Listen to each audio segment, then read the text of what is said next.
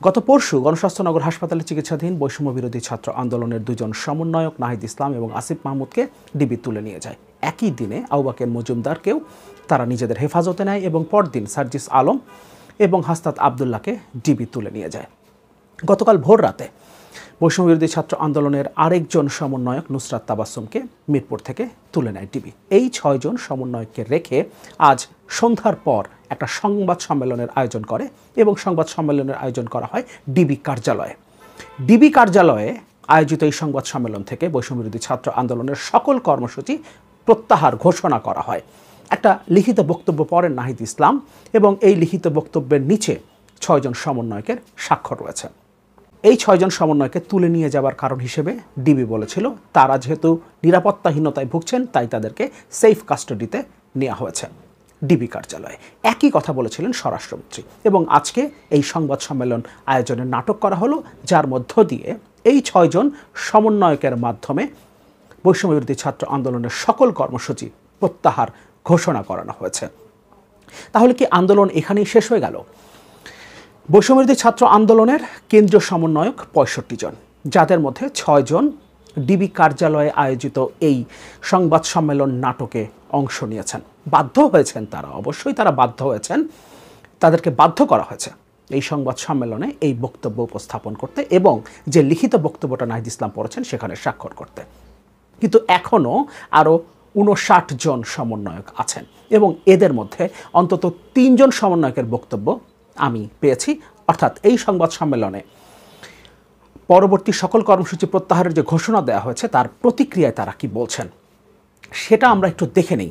তারপর আমরা সংবাদ সম্মেলনে যে লিখিত বক্তব্যটা পড়েছেন নাহিদ ইসলাম সেটা দেখব এবং এই আন্দোলন কি এখানে শেষ হয়ে গেল কি না সে ব্যাপারে আমার অপিনিয়ন নিয়ে একটু আলোচনা করব।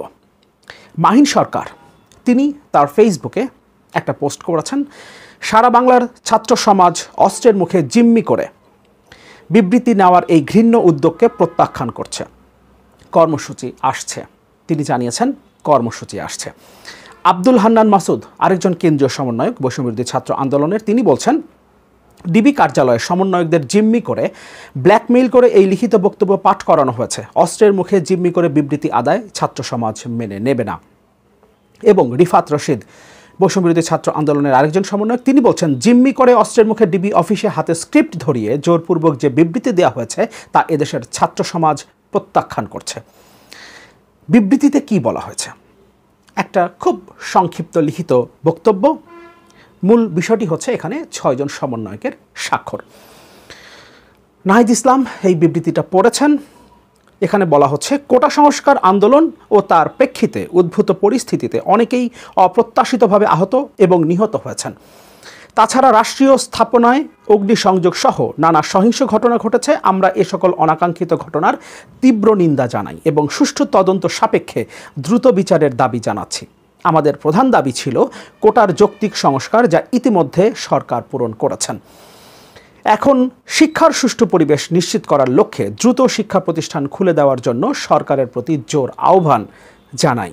সার্বিক স্বার্থে আমরা এই মুহূর্ত থেকে আমাদের কর্মসূচি প্রত্যাহার করছি। আমি প্রথমে সময় টেলিভিশনে এই রিপোর্টটা দেখেছি, এরপর 71 টেলিভিশন একটা ডিটেইল রিপোর্ট করেছে এই সংবাদ সম্মেলন নিয়ে। তাদের হেডলাইন বৈষম্য বিরোধী ছাত্র আন্দোলনের সব কর্মসূচি প্রত্যাহার। বলা হচ্ছে সরকার মূল দাবি মেনে নেওয়ায় সব আন্দোলন কর্মসূচি প্রত্যাহার করেছে কোটা সংস্কার আন্দোলনের নেতৃত্ব দেওয়া বৈষম্য বিরোধী ছাত্র আন্দোলন। রোববার সন্ধ্যায় গোয়েন্দা পুলিশের কার্যালয়ে আলোচনা শেষে এক ভিডিও বার্তায় এই ঘোষণা দেন আন্দোলনের অন্যতম সমন্বয়ক নাহিদ ইসলাম। এরপর নাহিদ ইসলাম ওই লিখিত বক্তব্যটা পড়েছেন, সেটা এখানে উল্লেখ করা আছে। আন্দোলনটা কি এখানে শেষ হয়ে গেল? আমি আগেই বলেছি এই আন্দোলনের কেন্দ্রীয় নেতৃত্বে আছেন 65 জন সমন্বয়ক। এখানে 6 জন সমন্বয়ককে নেওয়া হয়েছে ডিবি কার্যালয় এবং তাদেরকে দিয়ে কিভাবে এই সংবাদ সম্মেলনটা করানো হয়েছে বা এই ভিডিও বার্তাটা দেওয়া হয়েছে সে সম্পর্কে আমাদের প্রত্যেকের ধারণা আছে। এটা নিয়ে আলাদা করে কথা বলবার কিছু নেই, কারণ নাহিদ ইসলাম এবং আসিফ মাহমুদকে এর আগেও তুলে নিয়ে যাওয়া হয়েছিল। আসিফ মাহমুদকে 5 দিন পাওয়া যাচ্ছিল না। নাহিদ ইসলামকে তুলে নিয়ে যাওয়ার পর কী ধরনের নির্যাতন করা হয়েছে তার ছবি আমাদের সামনে আছে। কিন্তু তারপরও তিনি যখন ফিরে এসছেন এবং যখন তিনি চিকিৎসা নিচ্ছিলেন গণস্বাস্থ্যনগর হাসপাতালে, তখন সেখান থেকে তিনি দৃঢ়ভাবে জানিয়েছেন আন্দোলন চলবে এই সরকারের সাথে কোনো আপোষ হবে না। এবং একই রকম মন্তব্য করেছিলেন আসিফ মাহমুদ। তাকে তুলে নিয়ে যাওয়ার পর 4 দিন চেতনানাশক ইনজেকশন পুশ করে অজ্ঞান করে রাখা হয়েছিল। তারপরও যখন তার বাসার সামনে আবারও তাকে ফেলে রেখে যাওয়া হয়, তারপর তিনি চিকিৎসা নিয়ে একই মন্তব্য করেছিলেন। ফলে তাদেরকে আবারও তুলে নিয়ে গিয়ে কিভাবে এই সংবাদ সম্মেলন বা এই ভিডিও বার্তা দেওয়া হয়েছে সেটা আমরা নিশ্চয়ই বুঝতে পারি। নাহিদ ইসলাম এবং আসিফ মাহমুদকে তো আমরা দেখেছি কতটা নির্যাতনের পরেও তারা তাদের অবস্থানে অবিচল ছিল। এটা আমাদেরকে মাথায় রাখতে হবে। ডিবি কার্যালয় থেকে বের হয়ে গেলেই তারা তাদের অবস্থান থেকে, অর্থাৎ যে অবস্থানে তাদেরকে নিয়ে আসা হয়েছে, যেভাবেই হোক না কেন, তাদেরকে যে বাধ্য করা হয়েছে সেখান থেকে তারা যদি আবার সরে যান, এ কারণে ডিবি কার্যালয়ে এই ভিডিও রেকর্ডের ব্যবস্থা করা হয়েছে। এবং এটা একটা প্রিন্টেড ডকুমেন্ট। তার মানে ডিবি কার্যালয়ের অফিস থেকেই এটা প্রিন্ট করানো হয়েছে, এটা লেখা হয়েছে, টাইপ করা হয়েছে এবং সেখান থেকেই প্রিন্ট করা হয়েছে। ইতোমধ্যে কেন্দ্রীয় অন্তত 3 জন সমন্বয়ক তাদের অবস্থান ব্যক্ত করেছেন এবং তারা এই বার্তা কোনোভাবেই মেনে নেননি। এই সংবাদ সম্মেলনকে তারা প্রত্যাখ্যান করেছেন এবং মাহিন সরকার জানিয়েছেন শীঘ্রই কর্মসূচি আসছে। বাকি সমন্বয়ক যারা আছেন তারাও নিশ্চয়ই বসবেন, নিজেদের মধ্যে কথা বলবেন এবং তারপর সিদ্ধান্ত জানাবেন।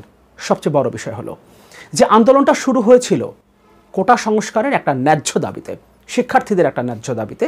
সেই আন্দোলনটা একটা সময় গণ আন্দোলনে রূপান্তরিত হয়েছে। এদেশের ছাত্র সমাজের হাত ধরেই দেশের জনগণের মুক্তি এসেছে, দেশের জনগণের সকল অধিকার আদায় হয়েছে। ফলে এই সংবাদ সম্মেলন থেকে বিভ্রান্ত হবার কিছু নেই। যে 6 জন স্বাক্ষর করেছেন এই ডকুমেন্টসে, ডিবি কার্যালয়ের এই ডকুমেন্টসে যারা স্বাক্ষর করেছেন, তাদেরকেও ভুল বুঝবার কিছু নেই। তাদেরকে নিশ্চয়ই প্রচণ্ড রকম চাপের মুখেই এই বক্তব্য পেশ করতে বাধ্য করা হয়েছে। এতটুকু আমরা অন্তত এর আগে নাহিদ ইসলাম এবং আসিফ মাহমুদ কিংবা আরও 4 জন যারা সেখানে ছিলেন তাদের প্রত্যেকের যে অবস্থান সেখান থেকে বুঝতে পারি। ফলে বিভ্রান্ত হবার কিছু নেই। যে আন্দোলনটা শুরু হয়েছে জনগণের ন্যায্য অধিকার আদায় করেই এই আন্দোলনের শেষ হবে। এটা বলছি না যে এটা সরকার পতনের আন্দোলন, সরকার উৎখাতের আন্দোলন, এই সরকারকে ফেলে দিয়ে নতুন কাউকে ক্ষমতায় বসানোর আন্দোলন, সেটা না। এটা দেশের জনগণের অধিকার আদায়ের আন্দোলন। যত ধরনের অধিকার ক্ষুণ্ণ হয়েছে সকল অধিকার এই আন্দোলনে এখন সন্নিবেশিত হয়েছে, কারণ সকল পর্যায়ের জনগণ এই আন্দোলনে সম্পৃক্ত হয়েছে তাদের নিজেদের দাবি নিয়ে, তাদের নিজেদের অধিকার আদায়ের জন্য।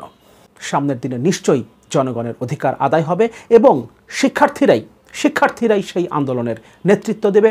আমরা এখনও মনে করি এই দেশের ছাত্র সমাজ কোনোদিন দেশের মানুষের সাথে বেইমানি করেনি। দেশের জনগণকে তারা মুক্তির দিশা দেখিয়েছে। তাদের অধিকার আদায়ে সবসময় ছাত্র সমাজ সবার আগে তাদের দায়িত্ব পালন করেছে। সুতরাং এবারও 2024-এর এই গণ অভ্যুত্থানও ছাত্রদের হাতেই হবে এবং জনগণের মুক্তি আসবে।